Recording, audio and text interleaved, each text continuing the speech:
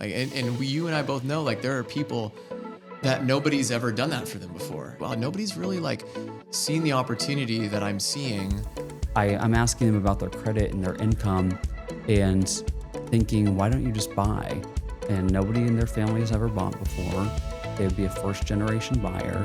When people write you letters and write reviews for you and send you things in the holidays, that really feeds your soul. Exactly. And you're like, oh my gosh, I'm working 50, 60 hours a week and I'm drained, and sometimes I wonder, what the hell am I doing? But then you get those little things and it's it like, all makes it worth it. Oh, totally. Yeah.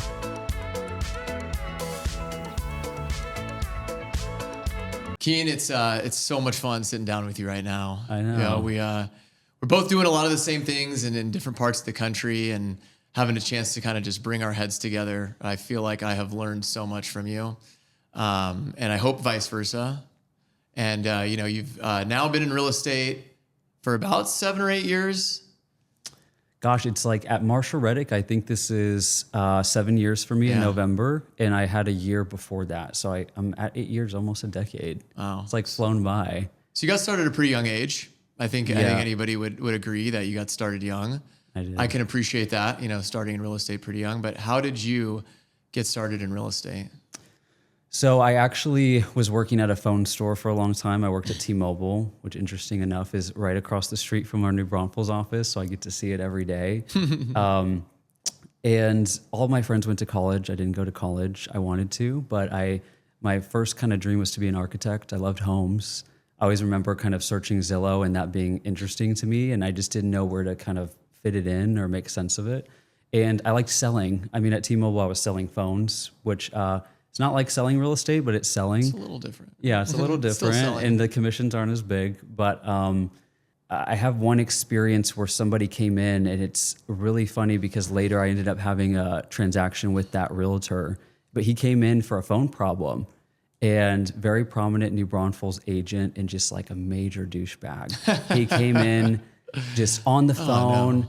No. Can you hold? And I need you to do this. And just being very demanding and belittling. And the way that he was talking to his clients, I was like, who is this guy? Like, and he's very prominent, very popular, makes tons of money. And I think I was prospected by a Keller Williams agent around the same time. And I thought, like, this douchebag can do it. I feel like I can do it too. And I did a course with Champions. It was only about 6 weeks for me to get it done. I joined a team within Keller Williams. Another interesting experience is, that team didn't work out for me, but later at Marshall Reddick, as I was building my sales pipeline, I got to work with that team on a transaction. So all these like nefarious characters that I had to deal with came back around full circle. And it's nice to kind of be like, I won, bitches. It feels look at me now. Yeah. Like I made it out of the phone store. Do you remember me? But I worked at the team, and I was just kind of like a glorified intern.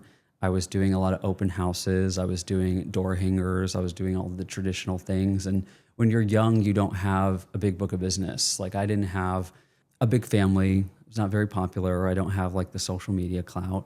But I had a lot of drive. I knew that I could try to speak articulately. I was very organized. Very process oriented. I'm type A. So I just wanted to be plugged into a system where I can like show my gift and give as much of myself as I can. And I think I finally got my license. I worked for the team. I worked both jobs at the same time, T-Mobile and then real estate kind of in the evenings. And there was a breaking point with the team where I was working where I had prospected in this, in Texas heat, door knocking is not a freaking joke.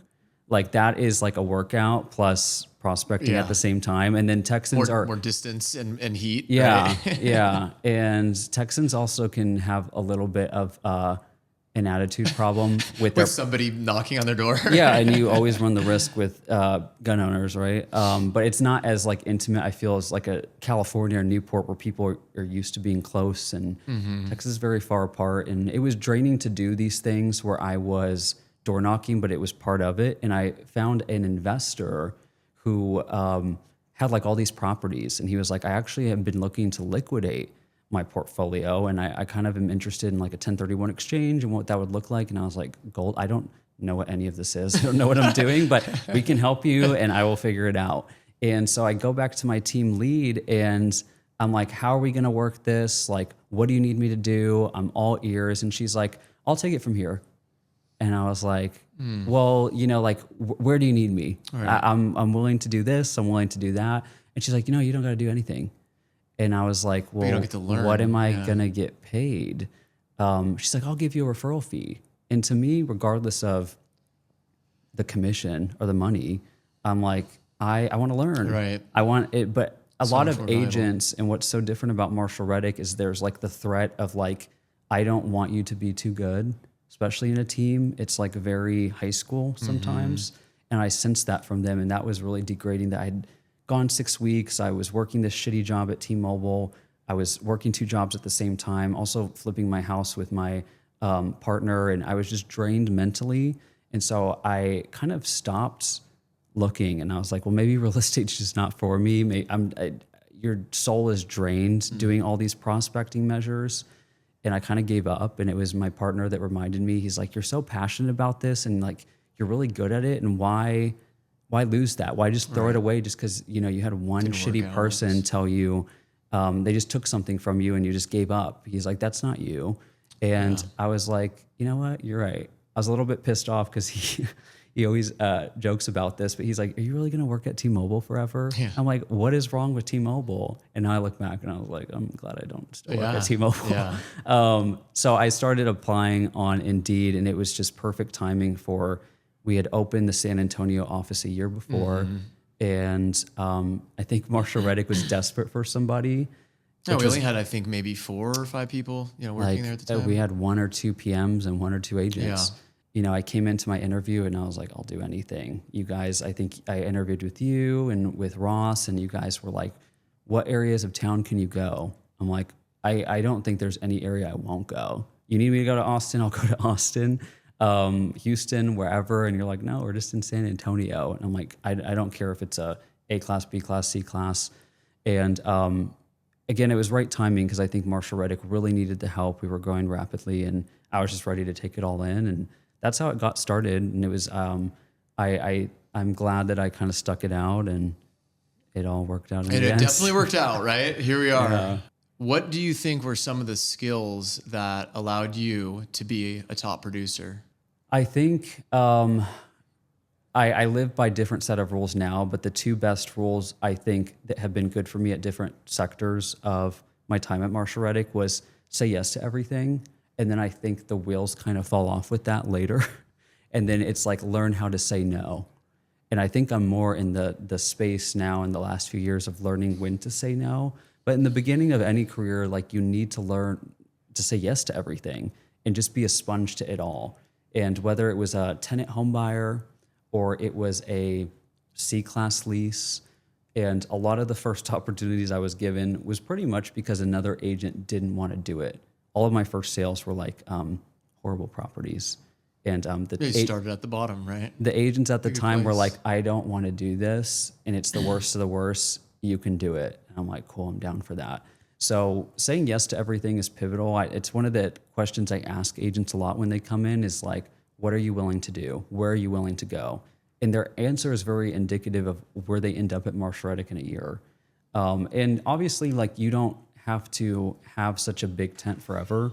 Like I said, I've confined that back over the years. And at a certain point, as you reach different levels of your career, you have to start to add different team members, different help, or maybe you have to niche down a little bit. And that's what I've had to do, but you earn that and you're kind of forced to do that. But I think for new agents and what worked for me is to lead with always saying yes as much as possible. I'm interested to kind of see what you would say to that. You also were an agent and you've listed amazing properties in Newport Beach and business development. What would you say is kind of your answer with? I think every challenge is an opportunity to learn and grow. Yeah. I think life is about growth and challenges. When I look back at when I came into the company and, this was, I guess you could say, the top of the market and properties were selling themselves. I don't think I learned a lot in that 2005 to like 2008 era. But if I look at like 2008 to like 2012, I mean, I learned like a lifetime of knowledge. Yeah. And I would say that, you know, I'm the type of person that needs to have like a support group. You know, I need to be surrounded by the right people who believe in me, see opportunity in me, and push me in that direction. Because, you know, new things are scary, right? Like doing something new for the first time can be really scary. Yeah. But my life in itself has kind of been like a story of that, where when I have stepped out of my comfort zone, at the end of that journey, I look back and I'm like, wow, like I feel like I've added new notches on my belt. So, you know, I feel like as much as the economy's changed, as much as our business has changed, I am a seeker of challenges. Yeah. You know, I feel like I've got a competitive side where I guess like some of us, your story, and I look at somebody else and go, well, if they can do it, like, why can't I? Right. I know there's certain things, being a rocket scientist, that's not going to be in my future. Right. But like, there are things where I look at it and go like, they did it. Like, why can't I do it? So I've always tried to keep that open mind of like, the more I learn, the more I grow. You can never stop learning. As soon as you tell yourself you know it all, you immediately hit a wall. And, you know, green and growing or ripe and rotting, you know, you're either learning new things and challenging yourself, or you're telling yourself and everybody else that you know it all and you're starting to degrade. So 20 years into the business, I hope I continue on that path and always like humble myself. Yeah. And always look around and go like, this is always going to be somebody who knows more than me about a topic. Yeah. There's always going to be people who are doing things that I look at and go like, how in the world did you do that? But I guess that's in a sense like what keeps me, you know, moving and This keeps is me a growing. humbling career. It is. I mean, you just are humbled like every week and every month. And I think it's powerful because you sort of have an ego death sometimes, dealing with as many of the personalities from clients, from tenants, from agents, and they test you in good ways. And I think there's some days where it's like, it takes a toll on you, but it has made me a better person and made me slow down a lot. I think it's easy to kind of get aggressive, but when you have so much responsibility for people's livelihoods, which is definitely like the investor element at Marshall Reddick, but when we're managing agents, we're trying to make things happen for them and replicate a lot of what we've created for ourselves, you know, and pay it forward. I'm interested to see you're a sales manager. I'm a sales manager. How you bounce to that, and of all the roles that you've had, is this your favorite or maybe least favorite? Gosh, you know, that's a great question. You know, I don't know that I would look back on any and say like, that was my favorite and that was my least favorite. Yeah. I know I've done a lot of different things, but I kind of look at it as like everything I've done has like prepared me for this. Yeah. And it's new in a new role, like as a sales manager now that I've been for 2 years, right? And previously was a VP of property management. So I feel like that taught me so much. Yeah. And I'm a better sales manager because of it, right? Yeah. And I feel like I have the skill that you also have, which is being able to really see people's like strengths and weaknesses and see like what makes them a unique individual. And also kind of like getting to them on a personal level of like, what is holding you back? What is motivating you? Like, what are your goals? And challenging them. Like, and you and I both know, like, there are people that nobody's ever done that for them before. And they could be in their 40s and 50s and any point in their life. And you can just tell like, wow, nobody's really like seen the opportunity that I'm seeing. And I know you can do it. And having the ability to allow somebody to grow and like maybe increase their confidence or teach them things they didn't know about themselves is like, I really love that about this role. Yeah, I think you were that for me. You and Ross both. I mean, huge mentors that constantly pushed me all the time, and it was very uncomfortable. I always joke that like the first interaction I had with Ross was him coming in person. I think you were there too, but I, you know, didn't have the expectation that this was like Newport Beach or anything, and so I would typically wear jeans and a t-shirt, and I'd have like a Nike backpack, and I would take that to showings, and he's like, "You look ridiculous. You look homeless. You need a briefcase. You need a dress shirt. You need slacks. Right. And I'm Dress the like, part, yeah. I'm like, this guy's a jerk. Like, I remember leaving thinking like, there's no way I could work for this person forever. Like if you haven't received that Right. in your life, it can be like jarring if you don't maybe know him on a personal Yeah. level, or you haven't. but now every bit of feedback from you or Ross, I really take to heart. And I think it has helped shift my perspective a lot, because I'm like, okay, this guy's a jerk, but let me do it. I work here. I don't have any choice. I do it, and then I see the results. Right. And I'm like, okay, maybe they were onto something. And then it comes to another, piece of advice, and it's like, always answer the phone, always greet people, always ask good questions. And then I'm like, okay, do that. And then you see the results of it. And then before you know it, you're like, I really trust these people, and they're looking out for me, and they've probably seen it all tenfold, which you and Right. Ross very much have. I think you guys have been incredible mentors to me. And that's what makes, I think, Marshall Reddick so different, is that you're getting a real mentorship. When I was at Keller Williams with the team, that's what I thought that would be. And lo and behold, I was really a glorified intern. And so to actually have someone from Newport Beach, I grew up in New Braunfels, Texas, which is like nothing special. When I grew up, it was like 20,000 people. And somebody from one of the richest pockets of the world talking with me every day that is connected to like CEOs and interesting people. I'm not subject to that in San Antonio. The joke I always make to Ross and you is sometimes when we do these sales meetings, he's like, go to your bar, go to a restaurant, go to the country club and strike a conversation with people. And it's like, well, when you do that in Newport, you're meeting with people that are interesting. When you're doing that at a bar in Texas, like you're talking to someone who works at HEB. It's not the same, but I mean, these are still buyers and people with stories. Know, right? And that's also something that I really came to appreciate in working like with tenants, because I started as a leasing agent here. And those were some of the most appreciative people, because oftentimes agents want to go for the shiny objects, which is like luxury real estate. Everyone wants to be a luxury realtor. But getting into property management was that niche that a lot of agents thought was like beneath them. And same with leasing. So when I'm posting rental listings and answering the phone and saying, hey, do you want to see multiple rental properties? Or like I'm asking them about their credit and their income and thinking, why don't you just buy? And nobody in their family has ever bought before. They would be a first generation buyer.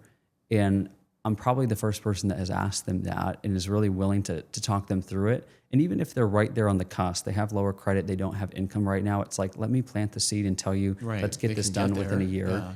Lease one of our properties and let's get on the track, get you connected with people that can make that happen. And they're like, nobody's ever done that for me. And having that change in people's life was really impactful on everything. Obviously the money was really nice, but when people write you letters and write reviews for you and send you things in the holidays, that really feeds your soul. Exactly. And you're like, oh my gosh, I'm working 50, 60 hours a week and I'm drained. And sometimes I wonder, what the hell am I doing? But then you get those little things and it's it like, all makes it worth it. Oh, totally. Yeah, it makes it really nice for sure.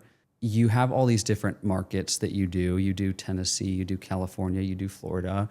What has been the struggle of these other states that you're not living in, and how have you had to get to know those areas? Because you're a California agent, you could say a lot about this state, but I'm sure it's been difficult to try to be the expert of states that you didn't grow up in, learn in, and do that. But you have amazing teams out there, and how did you get that done? Thankfully, being with this company for so long, like before we set up offices in Central Texas and Nashville and Southwest Florida, like these were still markets that we offered to investors. We just didn't have a physical office there. So, coming through the downturn, we got to see just a lot of the performance of different markets. And Ross and I made sure that we wanted to create this kind of like symbiotic array of markets that each one was different. They're different pros and cons. Obviously, California to Texas to Tennessee, these are very different locations. But it was important for us to really focus in on major metropolitan markets. Like what we saw after the downturn was that the major metropolitan markets that had a diversity of employment, larger population, more demand, fared better through that downturn than your kind of smaller tertiary markets. State capitals, right? Large cities, they're going to have more attractions, more universities, bigger job market. So I feel like I got at least a decent sense of a lot of different locations across the country. It's really just not physically being there and hiring, training, and managing agents that are 2,000-3,000 miles away. So for me, it's being available. I get to know them on a personal basis. By no means could I do this with 200 agents. So I think that's what allows this to work, is that we're a boutique firm. We have anywhere from like 5 to 20 agents in each office. Yeah. And I appreciate the differences. I think what I've learned through, being a business owner and being a manager is that we don't need a company of all top producing agents, right? Like, people are coming in just getting their real estate license. People here have their real estate license for 20 years. Like, they're very different. But what I learned is, like, how do you build a team where people complement one another? So it's the culture of the office. It's the team synergy. It's, if I'm going to hire one person here, how is that going to affect everybody else? And I know that most brokerages don't look at it like that. They're just like, hire, bring in as many agents as, we can. Ross and I call it like a landlord for agents. Like, that's not what we want to do. Yeah. Right. Like, we want to have intentional, thoughtful hires. So I feel like so many people have found this company, like yourself, almost in a way where it was like meant to be, where, they had the drive, they had some knowledge, they just were never given an opportunity like this. So, I like to look at the individual and figure out who they are and figure out like what is maybe holding you back, or what is it that can allow you to go from where you're at, whether that's doing 5 sales a year to 10 sales a year, or starting off to, having a good year where you're learning a lot, and how that is going to lead to maybe another year where you're producing a lot of results. So I am available when they need me, almost to a fault, right? Almost to a fault. They're in different time zones, and some of them are probably getting text messages from me at like 1 a.m. their time. I've gotten a few of those. Yeah. But I like to look at for people who feel like this could be their career, feel like they're serious about this, and they're willing to make a sacrifice. I think that's really big. Like, if somebody isn't willing to show me that they value this, that they value the opportunity, that they value my time, I'm kind of like, well then, God, there's a million other things I could be doing right now. But it doesn't really matter maybe what you've done before here. It's, show me that you want this knowledge, you want this mentoring, you want to grow, and I'm going to pour into you, right? I also want to see that you take my advice. So, asking questions is good. I want people to challenge me. I want people to ask me questions, but I want to know that they're actually going to take my advice. And if it's going in one ear out the other, I'm probably like, okay, maybe it's time for me to focus on, another team member. I'm wondering, and I don't know the answer to this, so I'm genuinely curious and you used to be the Texas sales manager, so this is for all areas. What is your favorite market? I guess if you were to move to a pocket yourself, and you've visited, I think, every office, correct? Mm-hmm. Which is probably like one of the few people that have done that. But where would you go? If I had to pick one? Yeah, just one. I can't just get a home in each market. No. That'd be great, right? You can do that. But yeah, where would you live and why? Nashville's been a market I've had the pleasure of visiting a lot more. We've been growing a lot more, in North Tennessee. Yeah. I like a little bit more of a big city feel, but also like being in the suburbs of a big city. Yeah. I like the culture, the people, the lifestyle. So I feel like, maybe I'd say Nashville. I think that there's a lot more growth to happen in that market. Yeah. I feel like the infrastructure isn't even built for all the growth that I think we're going to see out there. Yeah. My wife loves country. There you go. I like barbecue. Country capital. But so that'd be my answer. But if I really had it my way, it would just be going to all the offices. I mean, it's so fun to be able to go to the Texas New Braunfels office, see everybody out there, see the growth that we built, and then go to a small office and kind of like humble myself and whether that's an office like Nashville or Houston or Dallas or newer markets, and go like, one day this is going to look like San Antonio. This is going to look like New Braunfels. It's going to look like California. but it's a lot of work, right, to get it there. So I do like the diversity of the people that we have in each market. I like the diversity of the location. So I'm kind of a, what do you call it, a variety guy? Yeah. A little bit of a non-answer, but we'll let you slide. Okay. You didn't want to take it from your agents, but okay, that's fine. Well, I know, Yeah. But so yeah, I guess let's just say maybe Nashville would be I guess my one pick. So I guess I mean a good question for you is you grew up in Texas and like you said, Newport Beach was kind of like maybe you're like, well, I've seen that like selling OC or these TV shows on TV about Newport and the lifestyle and whatever you want to call it, I guess, is how you perceived it, and then you came out to Orange County and you got to see our headquarters in Newport Beach, and you got to spend time. What was like your impression of like coming out and visiting for the first time? It was like, gosh, when I was probably like 21 years old, and it was like fish out of water moment for me going to Newport Beach. There's a lot of luxury pockets of Texas, obviously, but this is like such a concentration of wealth.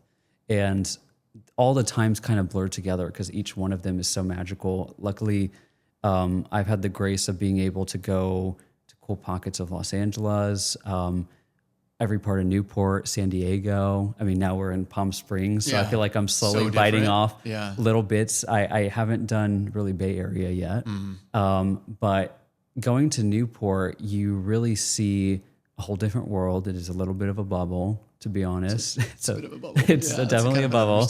Yeah. And just the way people think there and how they operate, and it is a hyper competitive environment. I can feel. I don't think necessarily I could stand living here. Texas is very laid back, and there's times where Ross always picks on the team sometimes because like for a lot of meetings we like breakfast tacos, we like our fast food. Sometimes we have a different diet than a lot of people in California, and our body mass index is a little bit different than the California team, but that's okay. But it's different job wise, and it's different culture. But I think being around a lot of the investors and the employees over here has always fueled a lot of my creativity and drive. I always like to say, whether it's investing, this is really sound advice I give to investors or to agents as well, but you want to be the worst player on the best team. And going into some place like Newport, regardless if I feel like whatever, and I don't, like the king of New Braunfels or like I'm at a top quartile there, you really go to be the bottom of the anything in Newport Beach because there's just so many things going on there. But I love it. The weather's great. I mean, how can you complain on that? The houses are beautiful. The people are beautiful. And everything is a lot more close than it is in New Braunfels. I mean, you drive anywhere in Texas. But I think what always has centered me for Texas is that it is a humble energy and people are very kind. And I'm not saying that Californians are rude, but there's just a type of energy here where people are really trying to make it and hustle there's a competitive environment. And you see that in pockets of Austin or Dallas or Houston, but San Antonio has always felt very family friendly, very family focused, not taking itself too seriously. And that does ground me a lot of the times, is getting with old friends and family that have lived there their whole lives. I've was born in San Antonio, lived in New Braunfels a lot of my life, and it's grown significantly. But I'll be the first one to judge anything with New Braunfels. Like infrastructure struggles a little bit right now. In these summer months, it's like a tourist city and it's very congested. But it's kind of like when somebody talks shit about your family member, you're like, that's my city. You know what I mean? Like I can talk shit about my city, but you can't talk shit about my city. Say about my city. And if there's one pocket of Texas that I just, will always have in my heart, it's definitely New Braunfels. And I don't live there anymore. I live in Schertz, which is like kind of around the corner. Right. And it's at least what's interesting about Schertz for me that don't know anything about Schertz, Texas, is that it is very accessible to a lot of the metropolitans. So San Antonio office, which is kind of in central San Antonio, is like 30 minutes for me. And then New Braunfels is like 30 minutes You're kind for of me. in between. Schertz is like northeast. And then even Austin is like 50 minutes to maybe an hour at worst. And even if I wanted to get on I-10 to Houston, it's like 3 hours. So to just a lot of the Texas Triangle, big cities, and where we're very prevalent, and we have agents in offices. I'm able to get there from shirts, and I've enjoyed that because I try to be as present I can with the team. It's obviously can't go to every office every week, but I try to span out my time as much as I can. Yeah. You have like such a incredible story with our company. And, you started working at Marshall Reddick. You were 19 or 20, right around that time. You weren't even old something enough like to drink that, a beer. You started off, like you said, as a leasing agent. You came in and you were willing to learn. You were willing to try things and kind of took every opportunity and said, like, I'm going to like champion that opportunity. I remember you leased like 100 properties, maybe even more your first year. You did and focused on leasing for about maybe a year and a half, 2 years, and your performance was remarkable. I think you set a lot of new records at the time. There was a need for us to have another agent that could work with our investors and help them make these decisions. You transitioned pretty quickly. I mean, I saw that transition happen very quickly, where it was like you knew so much about our property management and all the landlords and investors that you had worked with, that we were like, I think Kein's ready now to start actually like on the sales side and really help our investors make purchases. Your first year helping investors buy properties, do you remember how many like closings you had that year, or what that looked like? I honestly forget, but I think I got close to about 60 sales in that year. So a crazy first year for sales. Yeah. But my first 2 years, I think my first actual year at Marshall Reddick, while doing leasing, I had like 3 or 4 sales. And then my second year sized up to about, like 12 or 15. And then boom, hit it to 60. By the time you pretty much like segued out of leasing. And leasing really, again, too many agents try to go after the shiny object. And I had no agenda to be a sales agent. To be fair, like I loved leasing. And again, in working with different facets in real estate, whether it's a luxury property, a investment buyer, an investment seller, a primary buyer, primary seller, tenants were just so appreciative in Texas to have your help. And I really enjoyed doing that job.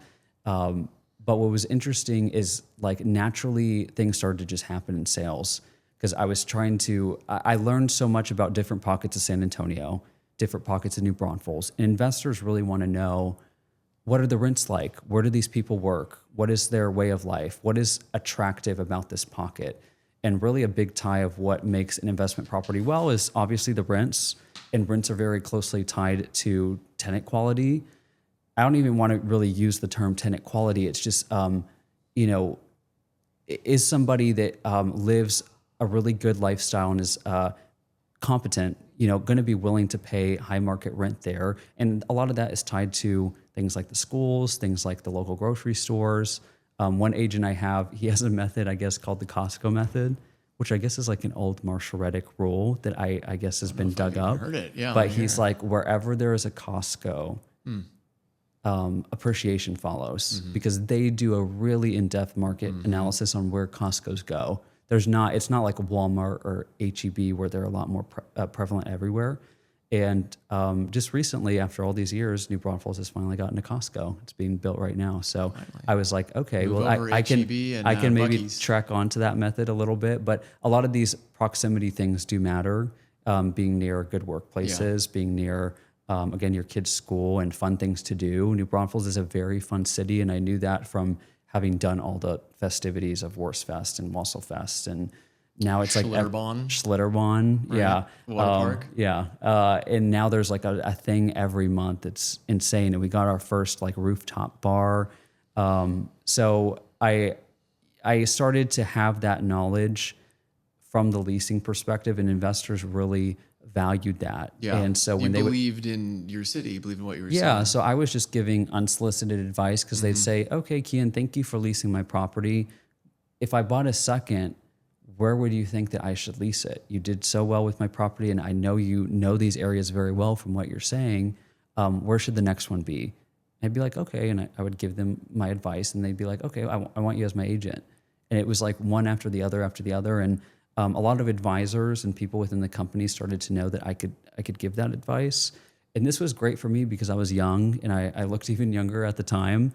I was probably like 20 to 23, looking like 15 to 16. So I don't think I could have conjured 60 sales locally just on appearance. I think people would say, I don't know if I could trust. You're a great example of like your work ethic, your integrity, and like who you are as a person will shine through. Yeah. Doesn't matter how old you are. Doesn't matter how young you look. Like, it's your talent. You really like allowed your talent to describe, who you are. That. And you're now a sales manager. And technically you are Marshall Reddick's first sales manager. Yeah. When, let's see. So when did you become the Texas sales manager again? Is it 2 years or 2.5 years ago? Yeah, it's been 2.5 years or so. Somewhere in 2023. So you've kind of a little bit following in my footsteps. You've done leasing, you've done sales, you're now a manager. So I would love to know, just in your thoughts, like what are some of the biggest differences now in this role you've had that you've done very well in, by the way, for 2.5 years now as a manager. What are the differences between a manager and working in sales? A lot of differences. I mean, it all came about because I was lucky enough to get out of leasing, doing a lot of sales. Needed help with it because 70 sales by myself I was already working 60 to 70 hour weeks. Forgetting to eat or drink sometimes because you're just cranking and trying to get back to everybody. And seen many of those late night emails from you. Yeah. I mean, I'm the king of like a 2 a.m., 3 a.m. email. But all of these things, I wanted to try to provide the best client experience I could. And obviously the only way to do that is there's only so many hours in a week for yourself. And I started to build in co-agents. So people I can bring in on the deal to help me manage it. Some people I'll give a few listings to this person, a few sales to this person, and try to mentor them really out of the necessity to help the client. I don't think, again, I was too in the agenda of wanting to build a team and be mega and all these things. I just wanted to make sure I could still keep up with it. And I was still in that mindset of not saying no to anything. So I was like, I need the help. So I started to kind of mentor people in the same way that you and Ross mentored me. And had a lot of different co-agents. By the time I became a sales manager, I already had worked with like 7 or 8 agents at the company. And one of the proudest moments for me was an agent, Stephanie Caravantes. And Stephanie grew up in Mexico. She, worked at a hotel for many years. She came into the company as a property manager, not as an agent. And tenant coordinator. So kind of, starting role in property management. And somebody that people would not assume is like agent. She's very quiet, very kind, but not boisterous and loud and punctual. And I wouldn't say I'm really any of those things either. But she was very concise. She's very on top of her stuff. She has crazy organization skills. And I saw something there. And I had worked with different people and a lot of good co-agents, but I was like, I really want to give Stephanie a shot. And I know a lot of people at the time maybe didn't see that, but I could see that there was something there and started to work co-agent with Stephanie. And she really took my business to the next level. I think I did more like 80 sales in my final year as sales. And I think I was like, oh my gosh, that fed my soul in the same way that helping tenants helped my soul, the same way that helping investors build wealth helped my soul. And then I was like, oh my gosh, Stephanie went from, probably making, obviously when she was at the hotel, she was making, probably like 20, 30,000 and now is making 6 figures and has turned into this person that has a team herself. And that was so transformative to see because that was money that let her move to really nice areas buy a home, move out and then go buy another home and rent her past home out. It's incredible. Yeah. And so again, kind of just falling into everything, not really thinking like that's where I want to be or that's what I want to do. And Ross and you, I think things grew in Texas so rapidly. We had more and more and more agents, and it was harder to stretch you and Ross between all of that. And I was working with a lot of agents here. Definitely.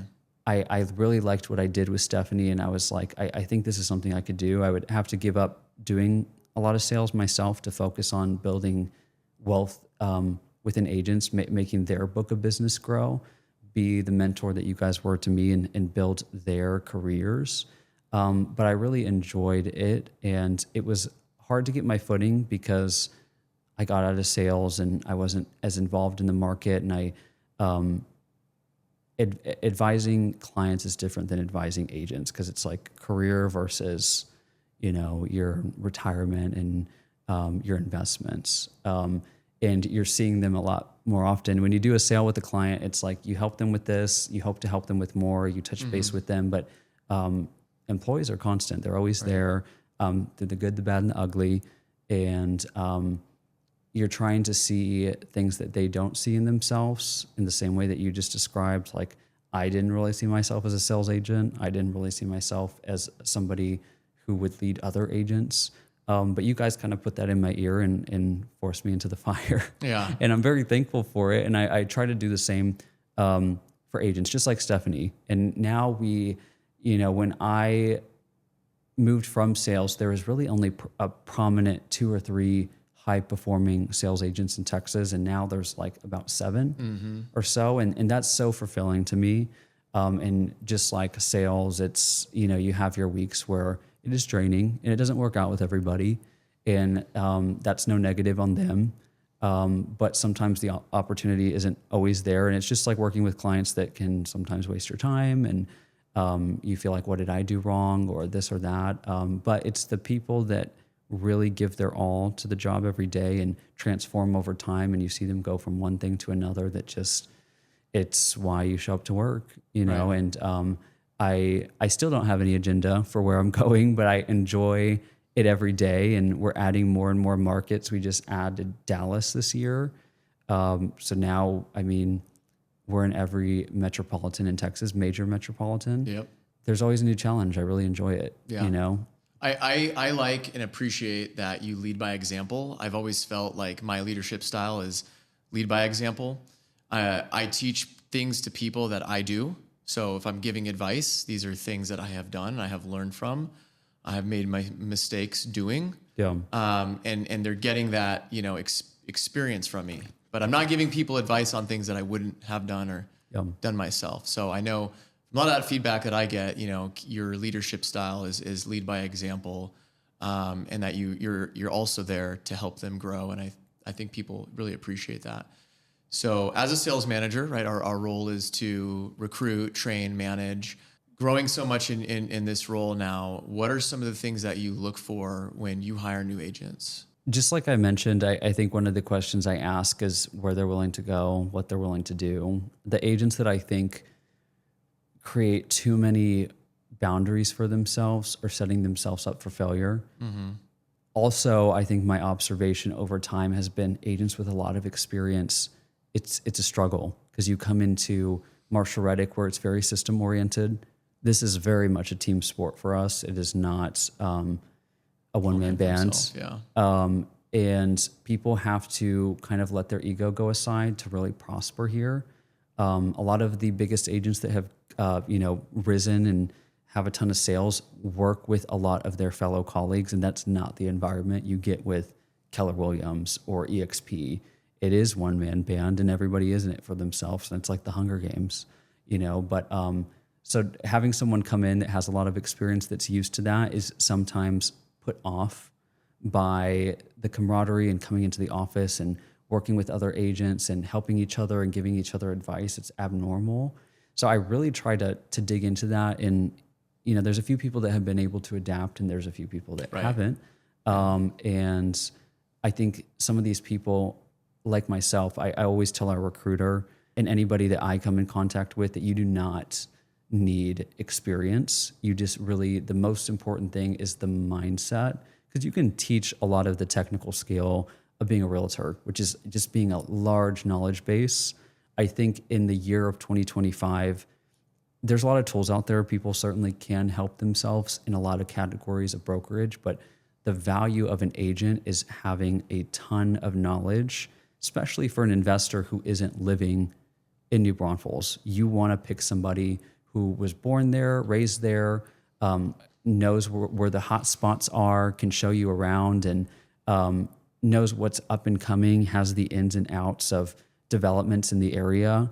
And that is the value of a realtor, because you can only buy a property once, so you want to really get it right with somebody who's going to choose that property. You can't pick it up and move it. And that's going to be the appreciation that helps you send your kids to college, buy a second investment, a third investment.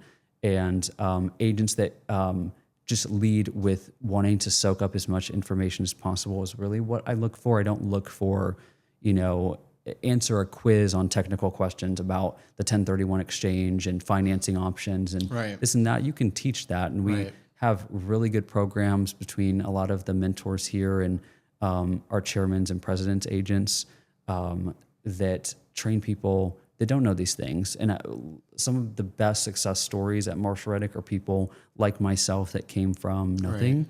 And that's fulfilling for us. It's also fulfilling for them. But clean slates and people coming in with just sponge mentality do really well. I couldn't agree with you more. Yeah. I mean, there's no place for big egos at Marshall Reddick. It is a very unique environment. Yeah. Something I've learned, through all the years of hiring agents and so many different markets and working with them directly. And what ultimately I've learned as a business owner is I don't really care how many sales you're putting up on the board. If you are toxic for our culture, there is no place for you. Very true. And, I've also come to realize that, I like diversity with whether that, means how long different agents have had their licenses or like what their skill sets are or what their goals are, what they produce. It's good to have that diversity.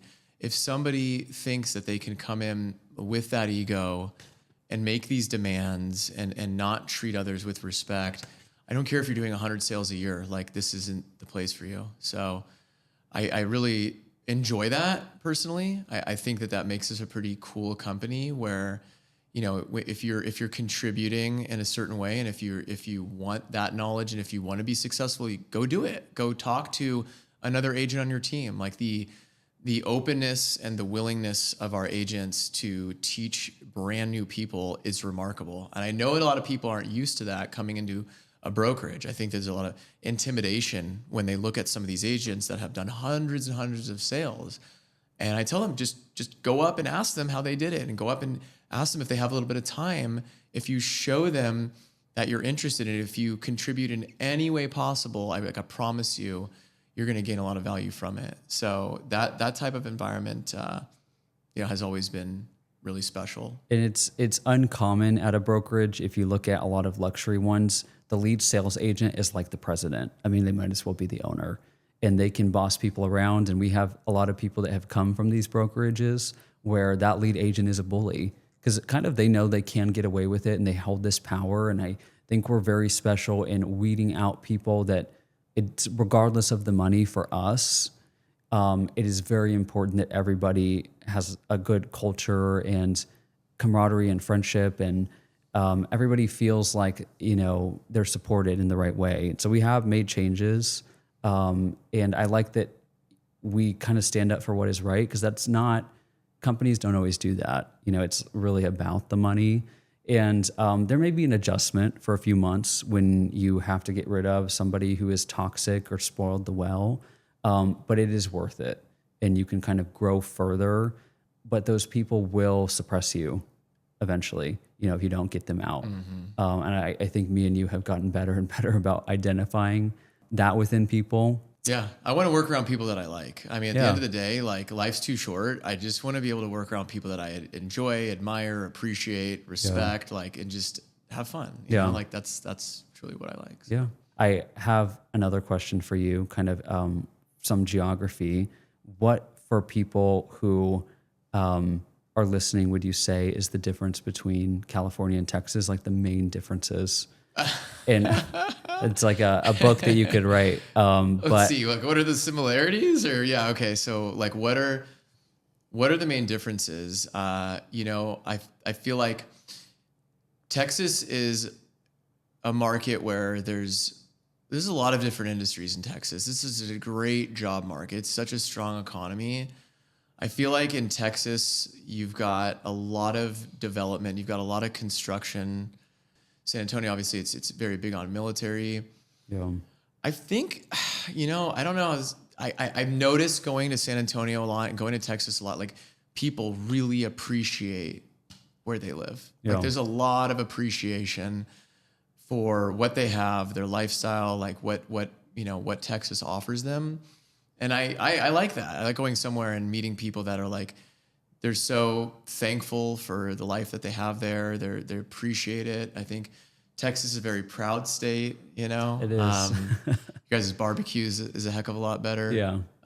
It is very different, but I think if you stay trapped where you live and you never Venture. then you're held back. You're not going to learn like how other cultures and societies work. So it's maybe you could say a little bit of a slower pace. I think you could say that about a lot of places compared to California. I think people really appreciate community, family, like, you know, friends. And I like that. I think I like that little bit of a, you know, slower pace. So it's funny to me, like that there was sort of like a mass exodus to Texas.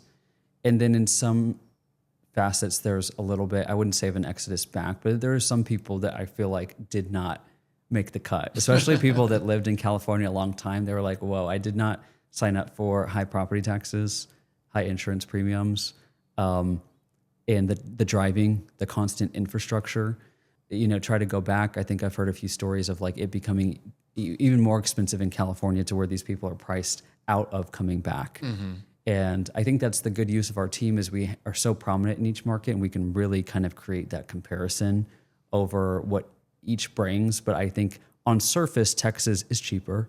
That is true. But there's clear lifestyle differences. And if you're used to California your entire life, you really have to think about it a little bit before making that shift. And we always, let investors know they should come down for a week or two. What is crazy to me about what we do is like over the 250 sales I did, I probably only had, this is really cool, but I only had about 5% ever come down. Mm-hmm. I always told them, I always really kind of playing travel itinerary a little bit. I would create like a really intensive stops for them to go to. You're a great tour guide. And try to show them as many pockets as possible and give them the Texas experience. And I enjoy that a lot so that they can see what they're buying. I don't want to like try to force them into anything or pull the wool over their eyes. We really want people to see what they're investing in.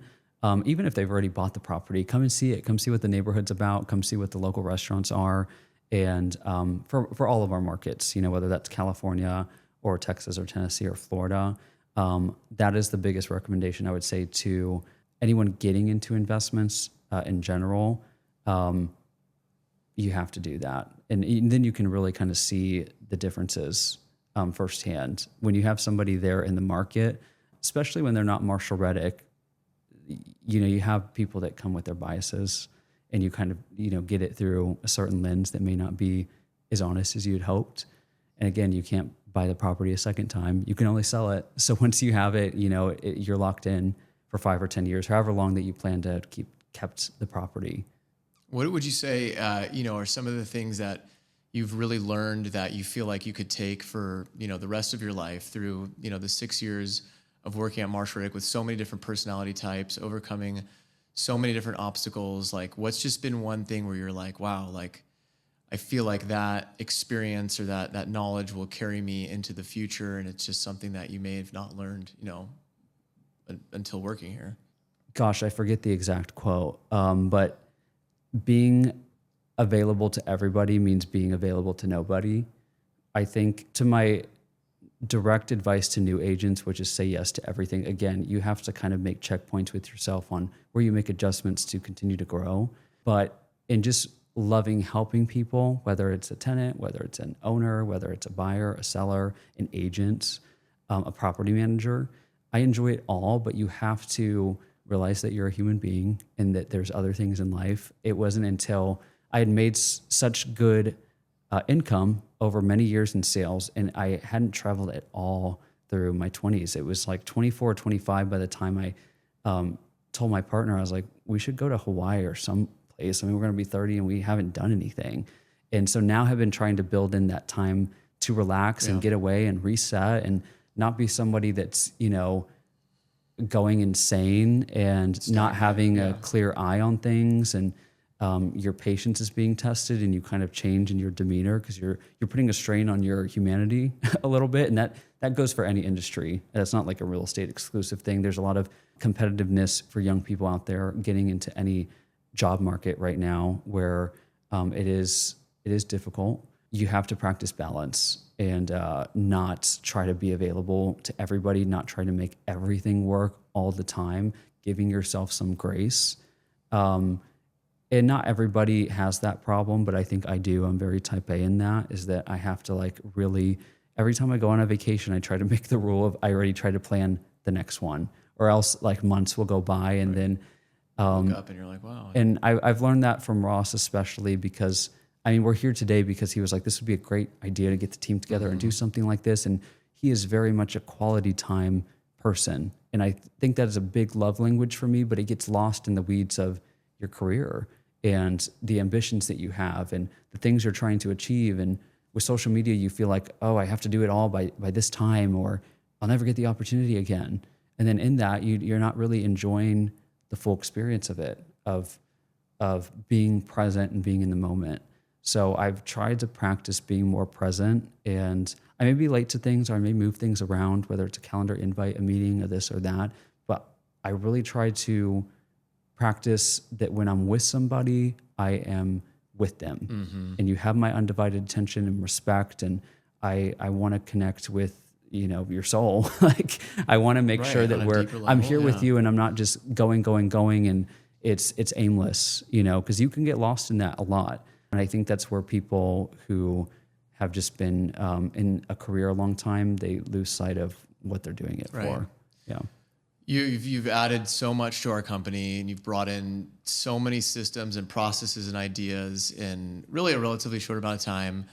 I'm really excited to see, you know, the future of Kein Oros. I'm excited to see what you continue adding to our company and just your ideas. So, you know, thank you for having such a huge impact on our company, on so many staff members, on so many clients.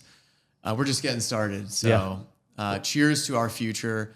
I genuinely enjoy working with you. Likewise, and I'm Scott. excited to see what we do in the future. I know. And thank you. I mean, you've been a mentor for me and all of our agents for so many years, and in all these different markets. I don't know how you do it. I think you've been a leader for me, and that it's possible. And trying to lead by example is something that you've passed on to me, and I will continue to do that to agents as long as I can. And thank you again. I'm happy to be here and to many more memories. That's right. Let's go. Yeah.